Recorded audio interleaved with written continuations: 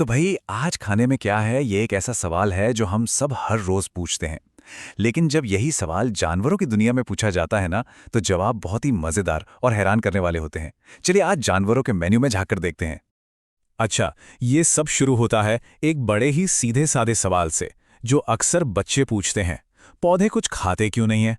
और पता है, यहीं से हमारी पूरी कहानी की शुरुआत होती है। यहीं छुपा है पौधों और जानवरों के बीच एनर्जी पाने का सबसे बड़ा फर्क। तो आज के इस सफर में हम क्या क्या देखने वाले हैं? पहले तो ये कि भाई खाने की जरूरत ही क्यों है। फिर देखेंगे जानवरों के 3 मेन डाइट कौन से हैं, उनके खाने के अनोखे औजार क्या हैं, ये फूड चेन आखिर काम कैसे करती है, और अंत में ये सब मिलकर हमारी दुनिया का बैलेंस कैसे बनाए रखते हैं। तो चलिए शुरू करते हैं सबसे बेसिक सवाल से। हमारा पहला पड़ाव है भोजन की जरूरत। आखिर हर जिंदा चीज को खाने की जरूरत पड़ती ही क्यों है? देखिए, खाना जो है ना, वो जिंदगी का फ्यूल है, मतलब ईंधन। सबसे पहली बात, ये हमें जिंदा रहने के लिए एनर्जी देता है, बिल्कुल वैसे ही जैसे गाड़ी को चलने के लिए पेट्रोल चाहिए। दूसरा, हमारे शरीर के सारे अंग ठीक से काम करें, इसके लिए भी खाना जरूरी है। तीसरा, ये हमें बढ़ने में मदद करता है। और चौथा, ये हमें हेल्दी रखता है, बीमारियों से बचाता है। तो सीधी सी बात है, खाने के बिना जिंदगी चल ही नहीं सकती। अब यहीं पे ना प्रकृति में एक बहुत बड़ा बंटवारा आता है। एक तरफ हैं प्रोड्यूसर्स, यानी पौधे। ये अपना खाना खुद बनाते हैं, सूरज की रोशनी, पानी और हवा की मदद से। और दूसरी तरफ हैं कंज्यूमर्स, यानी हम सब जानवर। हम अपना खाना खुद नहीं बना सकते। हमें एनर्जी के लिए या तो पौधों को खाना पड़ता है या फिर दूसरे जानवरों को। ठीक है, तो अब आगे बढ़ते हैं और देखते हैं कि जानवर क्या खाते हैं और इस आधार पर उन्हें किन 3 बड़े ग्रुप्स में बांटा गया है। सबसे पहले आते हैं हर्बीवोर, यानी हमारे शाकाहारी दोस्त।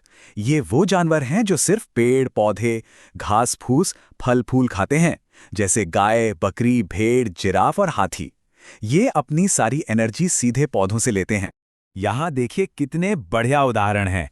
ये गाय जो आराम से मैदान में घास चर रही है, और ये जिराफ और हाथी जो अपने पसंदीदा पेड़ पौधों का मजा ले रहे हैं। अगली कैटेगरी है कार्निवोर की, यानी मांसाहारी। ये हैं शिकारी, जो दूसरे जानवरों का मांस खाकर जिंदा रहते हैं। शेर, बाघ, मगरमच्छ, यहां तक कि आसमान में उड़ने वाले चील और उल्लू भी इसी ग्रुप में आते हैं। जरा इन तस्वीरों को देखिए, मांसाहारी कितने अलग अलग हो सकते हैं।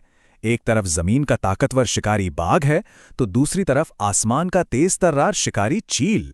दोनों ही अपने शिकार को पकड़ने में माहिर हैं। और आखिर में आते हैं ओमनीवोर, यानी सर्वाहारी। ये सबसे ज्यादा फ्लेक्सिबल होते हैं, क्योंकि ये पौधे और मांस दोनों खा सकते हैं। भालू, लोमड़ी, कुत्ते, और हां, हम इंसान भी तो इसी कैटेगरी में हैं। सर्वाहारी होने का फायदा ये है कि अलग अलग माहौल में सर्वाइव करना आसान हो जाता है। भालू इसका एक क्लासिक एग्जाम्पल है। वो जंगल में जामुन और फल भी खा लेता है, और मौका मिलने पर नदी से मछली पकड़कर भी खा लेता है। उसका मेनू मौसम और सिचुएशन के हिसाब से बदलता रहता है। अच्छा, तो अब हम ये जान गए हैं कि जानवर क्या खाते हैं, पर सवाल यह है कि खाते कैसे हैं। कुदरत ने हर जानवर को उसके खाने के हिसाब से स्पेशल टूल्स दिए हैं, खासकर उनके मुंह में। जरा इन दांतों में फर्क देखिए। एक तरफ चूहे के तेज छीनी जैसे दांत हैं, जो अखरोट जैसी सख्त चीजों को कुतरने के लिए बने हैं, और दूसरी तरफ एक मांसाहारी के नुकीले खंजर जैसे दांत हैं, जो मांस को फाड़ने के लिए परफेक्ट हैं। मतलब जैसा खाना वैसे दांत। कुछ शाकाहारियों जैसे कि गाय और बकरियों के पास तो एक तरह की सुपर पावर होती है, जिसे रूमिनेशन या जुगाली करना कहते हैं। क्योंकि घास पचाना बहुत मुश्किल काम है, इसलिए यह पहले तो उसे जल्दी जल्दी निगल लेते हैं और फिर बाद में आराम से उसे वापस मुंह में लाकर घंटों तक चबाते रहते हैं। इस तस्वीर में गाय ठीक वही कर रही है, जुगाली। ये जो धीरे धीरे चबाने की प्रक्रिया है ना, यही उन्हें सख्त पौधों से भी सारे पोषक तत्व निकालने में मदद करती है। अब जरा एक बिल्कुल अलग टूल देखिए, प्रोबोसिस। ये तितली की पतली स्ट्रॉ जैसी जुबान होती है।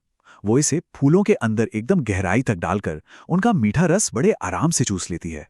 अरे कमाल के उदाहरणों की कोई कमी ही नहीं है। सोचिए जरा, मेंढक की लंबी चिपचिपी जबान जो पलक झपकते ही कीड़े को पकड़ लेती है, या मच्छर की वो सुई जैसी तेज ट्यूब जो खून चूसने के लिए बनी है।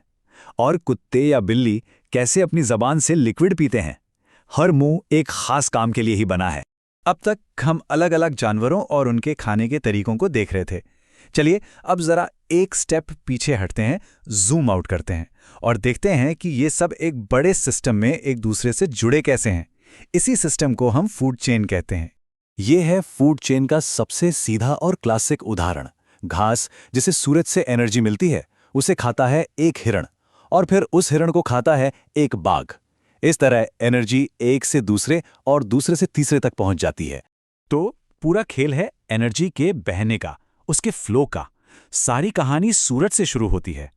पौधे उसके एनर्जी को खाने में बदल देते हैं, फिर एक शाकाहारी उस पौधे को खाकर एनर्जी लेता है और फिर कोई मांसाहारी उस शाकाहारी को खाकर एनर्जी हासिल कर लेता है।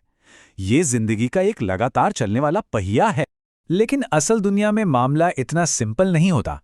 फूड चेन्स अक्सर लंबी और एक दूसरे से जुड़ी हुई होती हैं।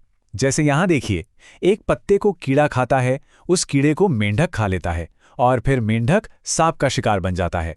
ऐसी हजारों चेन मिलकर एक जटिल फूड वेब यानी खाने का जाल बनाती हैं। और यहीं से हम अपने आखिरी और सबसे ज़रूरी सवाल पर आते हैं, ये सब इतना मायने क्यों रखता है? क्योंकि ये फूड चेन ही है जो एक बैलेंस्ड और हेल्दी दुनिया की नींव है। तो आज की पूरी बातचीत का निचोड़ क्या है?